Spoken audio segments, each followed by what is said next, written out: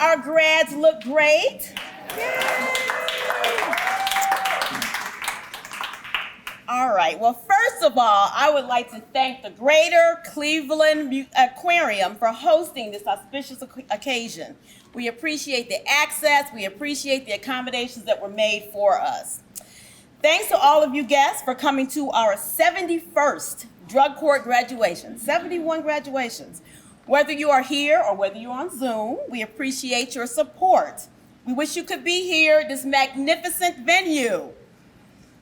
All right, so since the drug court's creation by the late and great Judge Larry Jones, we have seen almost 1,900 graduates from this program.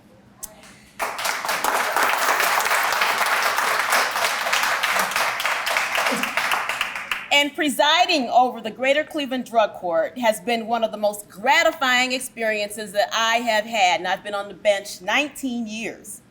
And I love being part of this crackerjack team of professionals who have shepherded so many people from addiction to sobriety. Thank you to the graduates who have done all the hard work and made the sacrifices and kept your eyes on the prize these past several months. We are here to celebrate the graduation also of 4 participants from the specialized mental health docket. There was one from the veterans docket. I don't know if they are here. This is the first time the Cleveland Municipal Court has had a joint graduation, which is another reason why we wanted to have a very special venue and very special guests. So thank you also to my colleagues who are here, and they support the concept and the function of our specialized dockets. And I believe we have Judge Michelle Early and Judge Suzanne Sweeney, and I invite them to come up here and give greetings. This is from our AJPJ, Judge Michelle Early. Good evening. We are so proud of you, and not only are you supported by your drug court family, but you're supported by your entire Cleveland Municipal Court family. We know the work that you've put in to get to this place, and we are so proud of you. Even though you've had interaction with Judge Moore and Judge Sweeney, you may have started off in another courtroom where a judge saw that you deserved an opportunity to be in this place, and we salute you for that.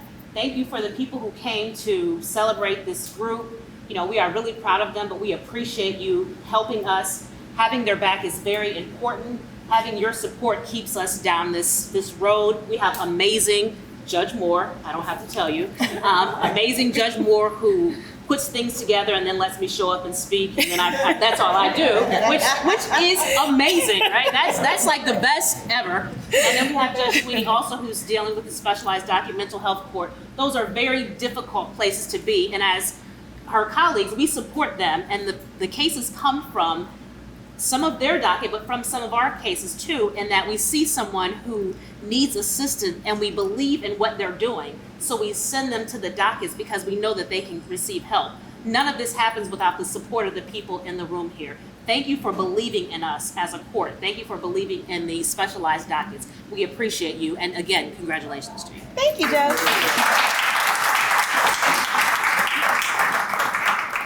I want to welcome everyone here, especially the graduates, on the great job that they've done in arriving at this point in time in their lives. I also want to welcome all of our special guests and note for the record that I think, Judge Groves, I'm either the 7th or the 8th mental health specialized docket judge. So I come from a long line, including the most recent transfer to the the 8th District Court of Appeals, but I took over a docket that was very well run.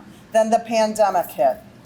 So I do have to say I have one graduate from the community court here also. We got an award from the Bureau of Justice Assistance from the Department of Justice to have a community court. And very recently, the Wall Street Journal called to see exactly what was going on with our court. I have to say it's one of the most innovative ways of addressing homelessness and in addiction and mental health issues. So he was very interested in all of our specialized courts and everything that we have done. Cleveland is a leader nationwide, whether or not you realize it. You all are making Cleveland famous. So thank you for all your hard work. I'm going to let Judge Moore introduce all of our honored guests. We are so grateful to have you all here, and thank you again. Thank you, Judge Sweeney. And I would be remiss if I did not recognize Judge Emanuela Groves. You all know that's my friend. 8th District Court of Appeals. Okay, so we're going to move right along because we want you all to have an opportunity to see these beautiful exhibits, and we also have cake and punch. So we want to get right to our special guest, and our special guest, I don't know if you all know this young man, but he is our mayor, and I would like to introduce to you Mayor Justin Bibb.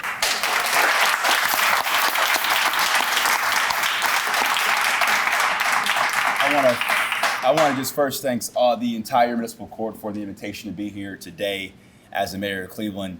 Know that the city is just so proud of all the hard work you put into this process thus far. Every single day, my colleague and I, the council president, Blaine Griffin, we are fighting to make sure that Cleveland can be a city of second chances. This is your second chance. And I know I would not be standing here today as the mayor of this city without a second chance in my family, because many members of my family struggle with substance abuse. Redemption is real, and I believe that now is just the perfect time for you to get back on your feet and get that second chance that you deserve, and know that as your mayor, I'll be right behind you. So again, congratulations. Thanks so much. Appreciate it. Thank you, Mayor.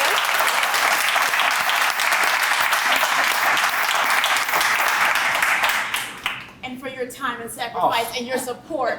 We have a little token of our appreciation for you. Thank you so much. Remember us? Okay. We got a big gala next year. So thank you so much. Okay, and for those of you who do not know, I call him the vice mayor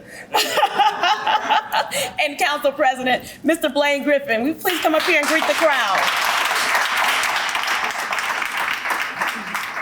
Thank you so much to Judge Moore, and thank you so much to all the municipal court judge and also my great friend Emanuela Groves for just inviting us here today. Drug court is special to many of us. Like Mayor Bibb, my good friend and colleague, said, many of us have had family and friends that struggle with substance abuse. This is not foreign to us in these neighborhoods. But the fact that you have taken the step to really take control of your lives and making sure that you are going to really be great citizens of the city of Cleveland speaks volumes about you. It's great to see everybody from all the age and the different backgrounds and denominations and race and gender, that everybody here sees how you can actually be the face of redemption in our community. So I'd like to thank you for taking this bold step. I'd like to thank you all for what you're going to do and what you're going to do for the city of Cleveland in the future. So thank you so much. I really appreciate you, and thank you so much, Judge Moore, and thank you so much, Judge Sweeney, and all of the rest of the municipal court for doing this great program. Thank you, Mr. Griffin. And we, on behalf of Cleveland Municipal Court and the Greater Cleveland Drug Court, we also want to present you with a token of our appreciation for your support. Thank you so much. And remember us next year when we Thank do you. our gala. Every year. Thank you. All right, so let me see. We also have, is there anyone else that I need to talk about? Before we get to Mr. Kelly, Mr. Kelly is going to give us the charge to our graduates. So before that, any other judges who came in or any other elected officials? Okay. All right, so I'll introduce our keynote speaker, and I'm so happy that he is here with us today. His name is Brian Bayless.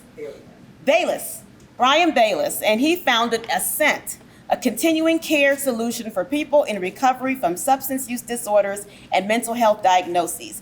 The genesis of the Ascent solution was based on Brian's experience in treatment. Ascent began by combining an evidence-based mobile app with 24/7, 365 peer recovery coaching, and in 2017, he began to expand into live face-to-face peer recovery coaching. That's a really, really good great thing to have. All right, so Mr. Bayless, please come up and share with us.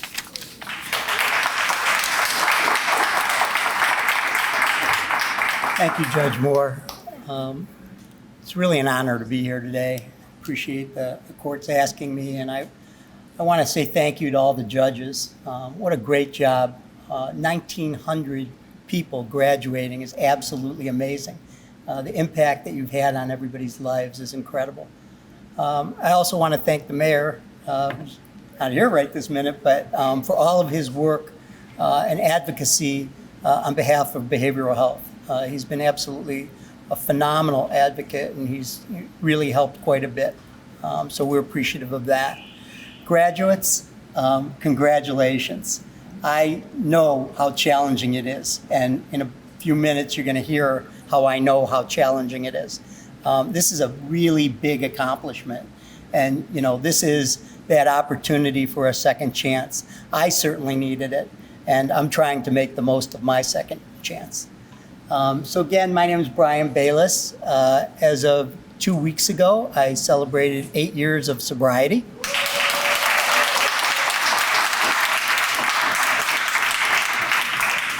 And I'm going to tell you a little bit of my story and a little bit about the company I work with today, and just share a few things very quickly with you. So my story, I remember my first drink. I was 12 years old. It was a beer.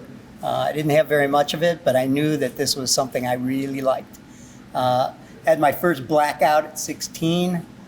In high school, they called me the alcoholic, something I was really proud of back then. I was a pretty good drinker for a real little guy. And went to college and went a little crazy there as well. And, didn't have any major implications, but I got into a lot of fights. For some reason, I always thought when I was drinking that I was a foot taller and a lot stronger.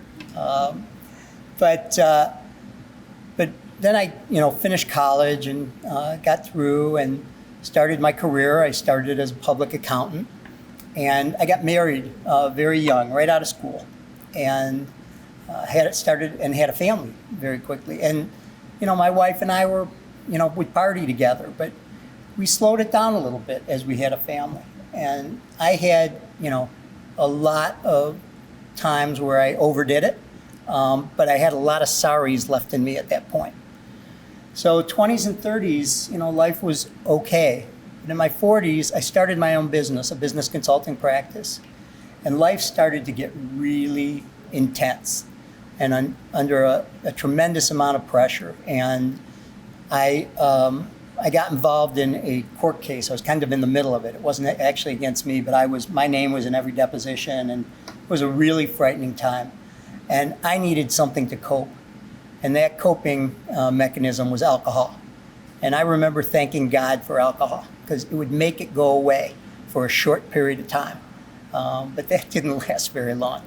And I really started to increase my drinking, and my wife wasn't real happy, so I had to do a better job of hiding it. So I would, keep a couple bottles in underneath my seat. I had a half gallon in my trunk. I'd keep bottles in my files at work. I just needed it all the time. I just had to get a little something on, because I constantly had this pit in my stomach. I always had this pit in my stomach. I just never felt right. And I continued to do that, and life was getting more stressful and more pressure.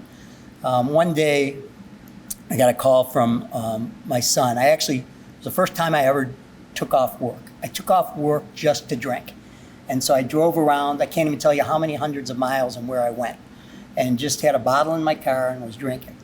And I get this call finally about 5 o'clock, and when you coming home? And I came home, and there was my son, my two daughters, and my wife, and they say, "We know what you've been doing." And of course, like any good alcoholic, I lied.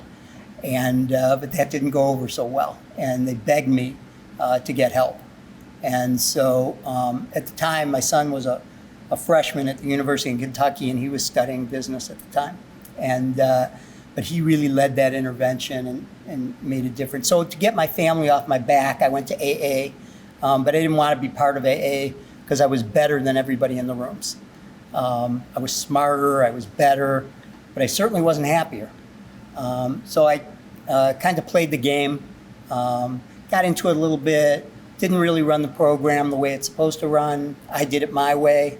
Long story short, life got even more difficult, and I relapsed, and I hit it, and life got just unbearable for me, and I started isolating from my family. And when you isolate, you tend to think some pretty irrational thoughts, or at least I did, but they seemed so rational at the time. So I decided I didn't want to be here anymore, so I did something about it, and ended up in a lockdown psychiatric ward. When I got out of that, I was so depressed, I could barely get up. A good day, I'd get out of bed about 11 o'clock, and I just didn't want to be around, and ended up going back to another psychiatric ward, and then ended up in a partial hospitalization program. And that absolutely saved my life. There were 6 other people in that room just like me. The only difference between me and them is I had a job and nobody else did. But those people, those peers, one in particular, helped me get my smile back, helped me get my confidence back. I was back. I was ready. Only problem is I knew I'd never go to work again. So I thought there's got to be a better way. 6 of the 7 of them relapsed. 2 have passed away. I said there's got to be a better way. And what I learned from some experts in recovery was that the real gap in treatment is continuing care. What do people do after they get out of treatment? And so what I did, with the help of a terrific treatment center, New Directions, and funding from the Cuyahoga County Adams Board, we were able to start this company called Ascent. Fast forward 3 years later, we were having a tough time engaging people on the app. We tried live peer support. We got funding to go into Metro Hospital in the emergency room and help people as they overdose, help them get into treatment. That's been really, really effective.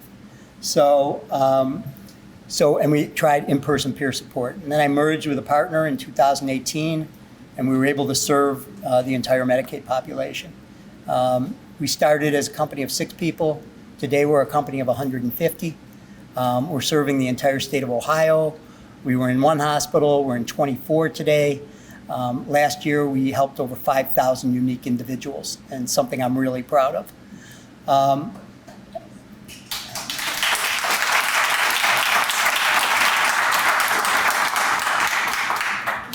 So, this was a gift. I mean, I work with some of the most amazing people in the world, and the name of our company is Thrive Peer Recovery Services. And the people that I work with, they all believe in the mission. Most of the people that I work with have, criminally justice involved.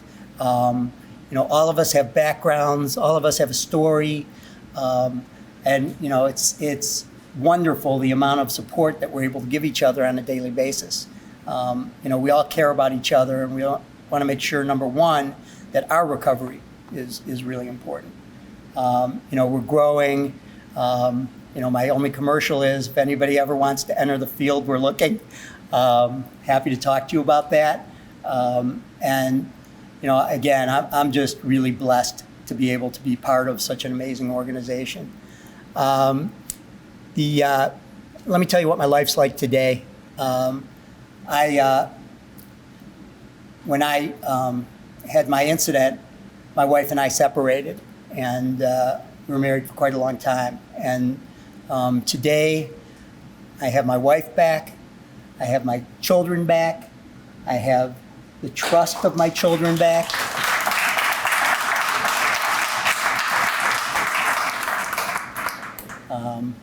I lead a pretty boring life today. I don't get up at 10 o'clock anymore. I get up at 4:30 in the morning. I get to work out 6 days a week. I go to 3 meetings in the morning and 2 at night. I'm just blessed beyond blessed to be able to do that stuff. But, it's not about necessarily meetings. I believe in all pathways to recovery. There's many, many ways that people can recover. It's all about really wanting it and having that desire. I lead a pretty good life. I get to spend a heck of a lot of time with my grandchildren. None of them have ever seen me drunk, which I'm pretty excited about. and hopefully, day by day they won't. So I'm grateful beyond grateful, and I'm so happy I could be here today. So my message to all of you is, sky's the limit, okay? Sky is the absolute limit. I never thought I would smile or laugh again, let alone be in the opportunity that I'm in today to work with such amazing people. But it takes work. I want you to dream big and work hard. And the other thing is that your sobriety and your recovery has to be number one every single day. I work on my recovery every single day, and you can do it too. So thank you very much.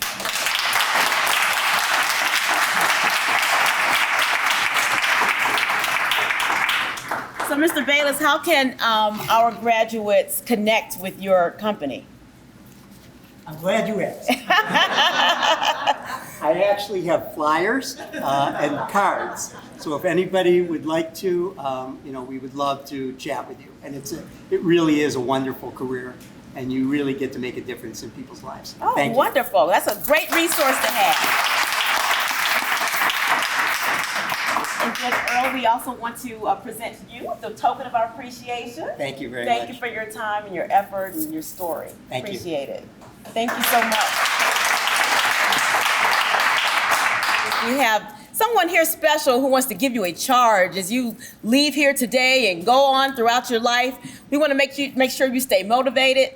You can come on up, Mr. Kelly. Mr. Kelly was a city councilman. He was the city council president. And most importantly, he used to work for Recovery Resources. And I know he worked with a lot of people who had mental health issues.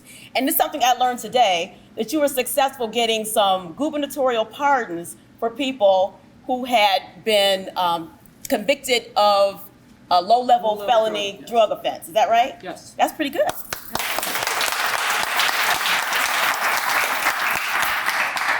So we thought he would be a great person to give you the charge as we proceed throughout our day and our life.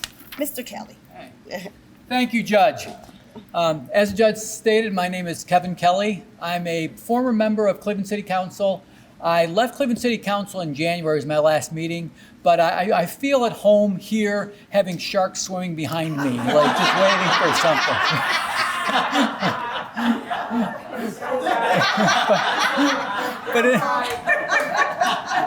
Now, in addition to what the judge mentioned, I was also, when I was at Recovery Resources, I was the first case manager for the drug court program. And during that time, I've noticed a lot has stayed the same and a lot has changed. And hopefully you can use both of those as you go forward from today. Let me tell you what I believe has stayed the same or similar is nothing easy has been invented since I was the first case manager at the drug court program. There isn't some sort of like magic treatment that somehow would make recovery easy. It's always been hard, probably always will be hard. And what people don't internalize, and what I just really felt when I was with drug court, is that you're being asked to do things that take a lot of courage. You change your life. There are very few people where you could say, as part of your getting better as a person, you have to stop talking to your friends and associates. Maybe even your family members you have to distance yourself from. That takes a lot of courage. That is hard to do. And you're being asked to do that so that you can become better. That is not easy. Recovery is not easy.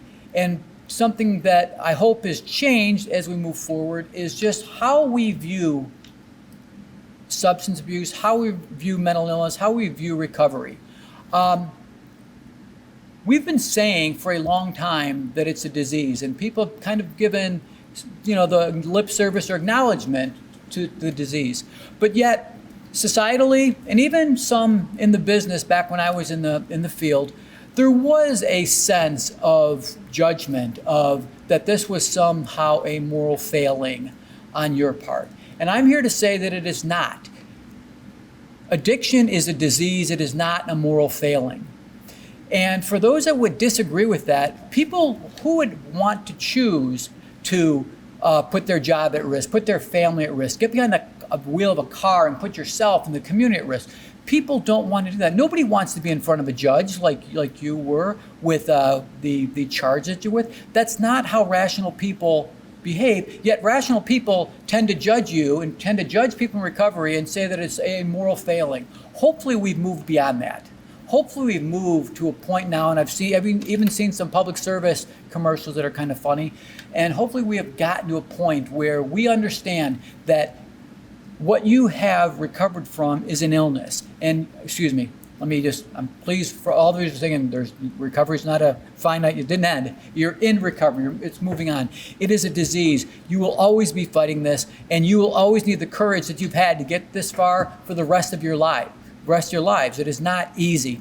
But hopefully you see here, by being here today, that your recovery, your success is our success. It is not every event where you get the mayor, where you get the council president, where you get all these judges together to support you. Your city, your community needs you. We need your success. We need you to succeed so that we can all succeed together. We as a community don't succeed when we're leaving people behind, when we're treating people who have an illness as offenders. We're here to support you. The fact that you completed today is a fabulous opportunity. That you completed today, correct me if I'm wrong, Judge, but your sentences have been vacated, records are sealed, you have a fresh start from whatever brought you here, and hopefully you have tools to move forward in recovery. As a former council president, as a mayor who is here, and the council president, all these judges, please hear me loud and clear. We're here for you. We support you. You are important to us. You matter. You have done a tremendous thing coming this far, and I just wish you the greatest success after today going forward as you navigate the rest of your lives and keep showing the same courage, the same determination. Lean on each other, lean on your support group, your sponsors, whomever, and make sure that your recovery is always a center point in your lives. Thank you very much for listening.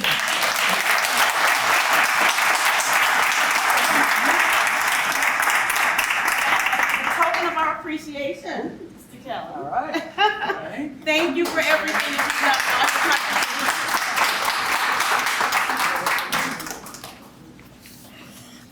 you've done. All right, we are at that moment. We're going to have special acknowledgements, a special announcement, and then we are going to adjourn. So all the people who are behind all this great recovery work, they're in the background. We're in the foreground. I know that we get a lot of the credit and everything. Come on up here, Judge Sweeney. And we just want to acknowledge all the people who make us look good. So if you are part of Cleveland Municipal Court, please stand up or wave.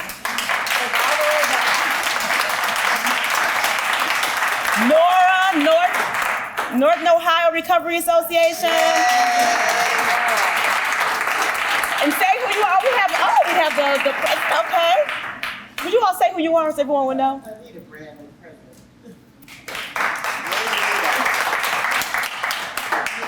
Drug Court liaison for Northern Ohio.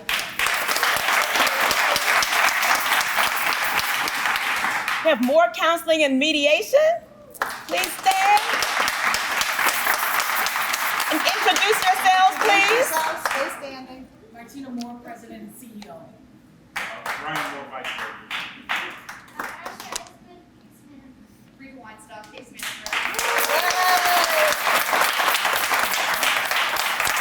I said they do all the heavy lifting. All right, do we have here, from East Cleveland, Miss Ivory?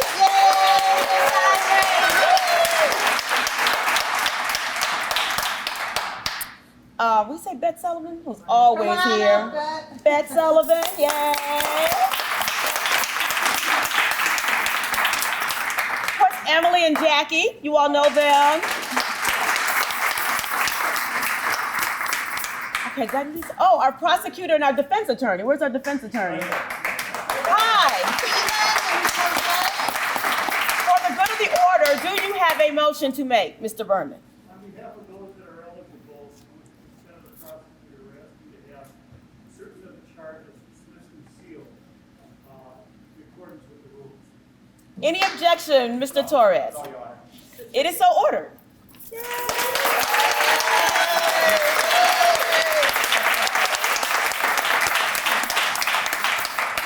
Okay, I can't see you back there, Kevin McGlynn and all these people. I can't see everyone.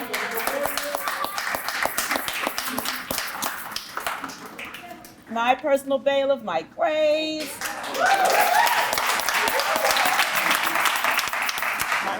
My personal bailiff, Josh Volker. Could you stand up, Josh? This guy named Brian Siggers. We have bailiffs. Thank you for coming. Thank you. Anyone else, Judge Sweeney? Okay. So to conclude this, we have a very special announcement. For those of you who do not know, throughout the year, we have been creating a book project. And we have been collecting works of art and expression from people in our drug court, in our mental health court, and people from the adjacent supporting society community. And we have put it all together in a beautiful book. And so everyone here gets a copy of this book. And I want to thank Matthew Binder because he did the cover. It was some beautiful, beautiful cover art. And we thank you, Matthew. Thank you for that. And so we're really, really excited. I'm really proud of this project. And people are already saying, you know, when are you going to do another one? You have to do a volume 2. So I want to unveil volume 1. So if Emily, do the honors and show us.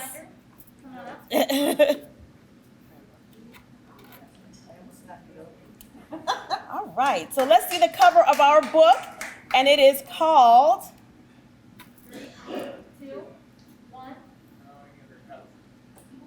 Growing in Recovery.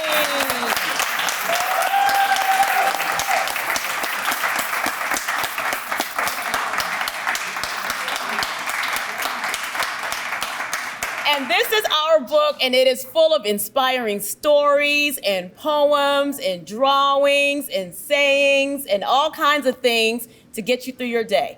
And so we want you all to get a copy, and if you need more copies, just let us know, because the whole point of this is to spread inspiration and power and glory and everything else to the entire community.